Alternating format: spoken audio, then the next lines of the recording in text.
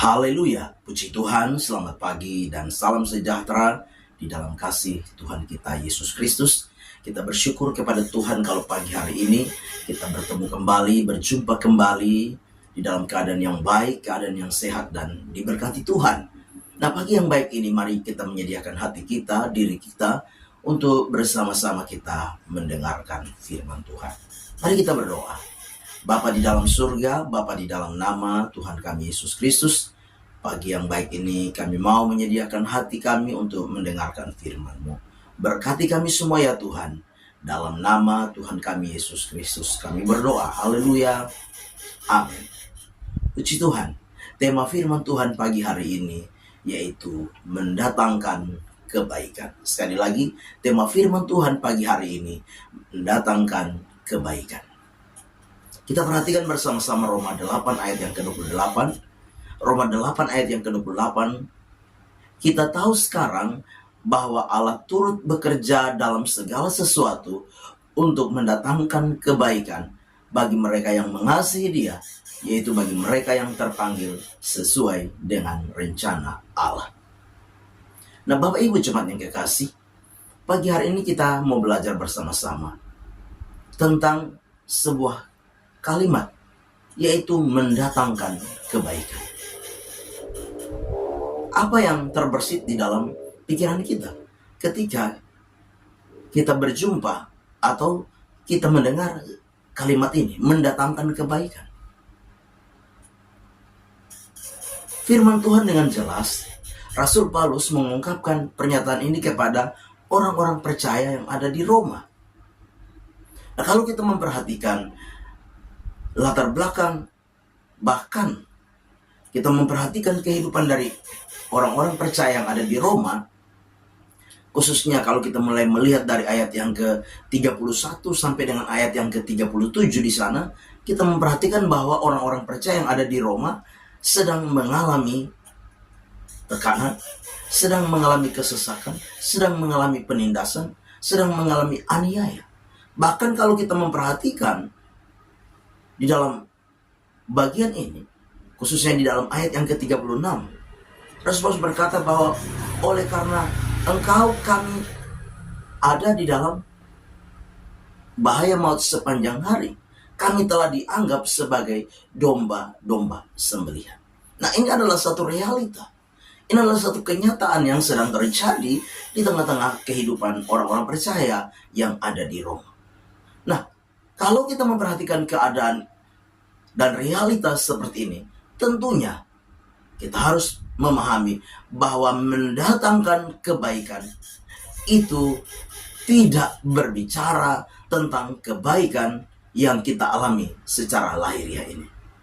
Kebaikan di sini bukan karena kita untung dalam sebuah usaha. Kebaikan di sini bukan karena kita mengalami satu keadaan senang. Karena apa? Mungkin kita mendapat berkat secara lahiriah, materi, bukan. Sebab keadaan orang-orang percaya yang ada di Roma, mereka sedang mengalami aniaya, mereka sedang mengalami penderitaan, mereka sedang mengalami kesesakan. Dan tentunya, kalau bicara tentang kebaikan, mendatangkan kebaikan, tentunya bukan berkaitan dengan hal-hal lahiriah, bukan berkaitan dengan hal-hal jasmani.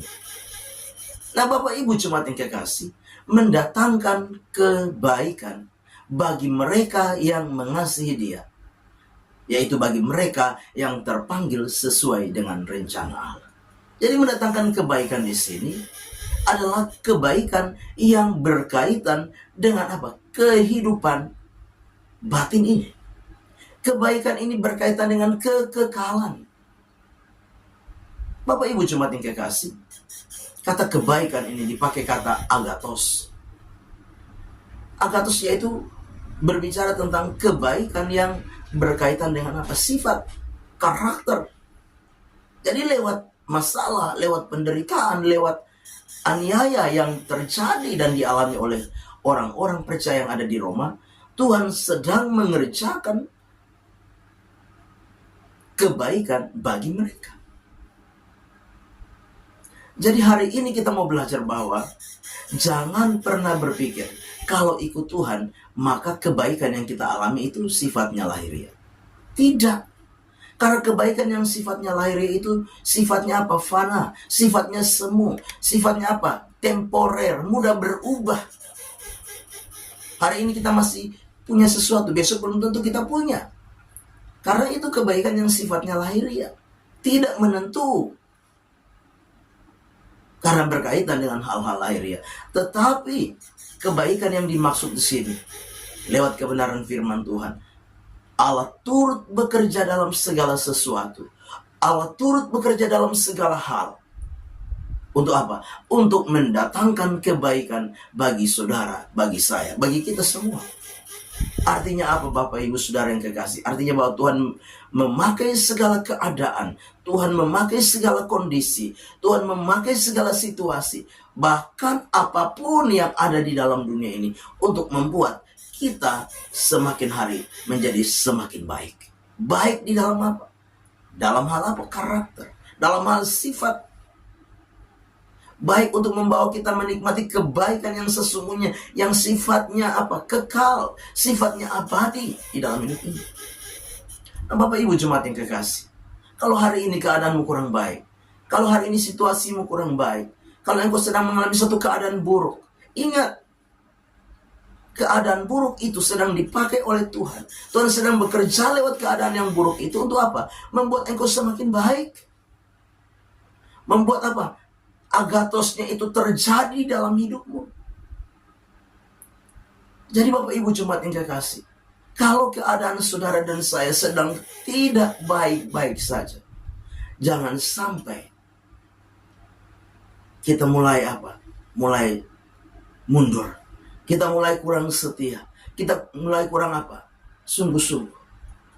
Kita mulai kurang apa? Mengasihi Tuhan. Kita mulai apa? Tidak lagi hidup sesuai dengan rencana Tuhan.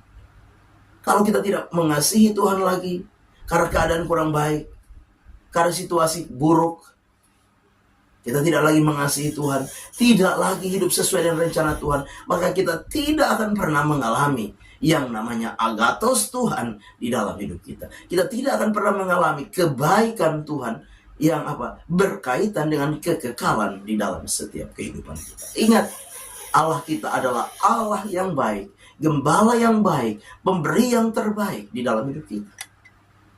Sebagaimana di dalam Yakobus 1 ayat 17 berkata apa?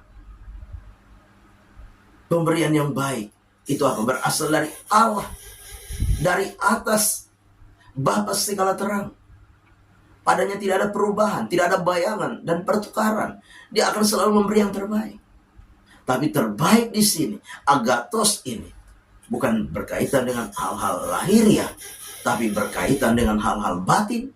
Supaya apa? Hidup kita semakin lebih baik, semakin lebih baik, semakin lebih baik, semakin mengasihi, dan hidup di dalam rencana Tuhan dalam hidup kita. Sehingga apa? Kita menjadi serupa dengan gambar anaknya. Sebagaimana di dalam ayat yang ke-29 dan ayat yang ke-30. Kebaikan itu Tuhan kerjakan. Kebaikan itu Tuhan berikan. Allah turut bekerja mendatangkan kebaikan bagi kita. Supaya apa? Kita menjadi serupa dengan gambar anaknya. Nah, ketika kita menjadi serupa dengan gambar anaknya, maka kita akan menikmati kemuliaan, menikmati keabadian bersama-sama dengan Tuhan di dalam kekekalan. Amin. Mari kita berdoa. Bapa di dalam surga, terima kasih buat firman Tuhan yang sudah kami dengar pagi hari ini. Biar firman itu jadi rema, jadi berkat, jadi kekuatan di dalam hidup kami. Kami serahkan seluruh hidup kami sepanjang hari ini. Kami percaya pemeliharaan Tuhan, tuntunan pimpinan Tuhan menjadi bagian kami sekalian. Kami mau melangkah di hari baru ini. Kami mengucap syukur. Dalam nama Tuhan kami Yesus Kristus kami berdoa. Haleluya. Amin. Selamat pagi. Tuhan Yesus memberkati.